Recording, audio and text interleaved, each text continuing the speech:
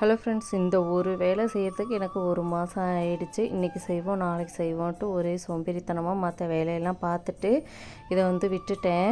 சரி இன்றைக்கி செஞ்சே ஆகணும்னு சொல்லிட்டு கிச்சனுக்குள்ளார வந்துட்டேன். என்ன வேலைனாக்கா பொடி தான் இல்லை. சரின்னு அதை தான் வறுக்கிறதுக்கு ரெடி பண்ணிக்கிட்டு இருந்தேன். இருந்த கருப்பு உளுந்தை போட்டு நல்லா செவக்க வறுத்துட்டு அது கூட 100 கடலைப்பருப்பையும் போட்டு நல்லா வறுத்ததுக்கப்புறம் கருவேப்பிலையும் நல்லா ட்ரை ரோஸ்ட் பண்ணி எடுத்துக்கணும்.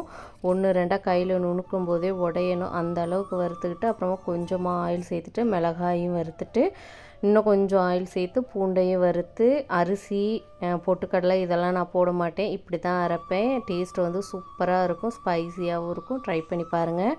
அப்படியே கையோடு இட்லிக்கும் மாவு ஊற வச்சிட்டேன். மாவு இல்லைன்ட்டு ஊற வச்சுட்டு பொடியையும் ஒரு டப்பாவில் போட்டு அடைச்சி எடுத்து வச்சுட்டேன். இன்னுமே கொஞ்சம் நாளைக்கு கவலையே இல்லை. நாளைக்கு ஒரு வீடியோவில் பார்க்கலாம். தேங்க்யூ ஃபார் வாட்சிங். அது வரைக்கும் பாய்.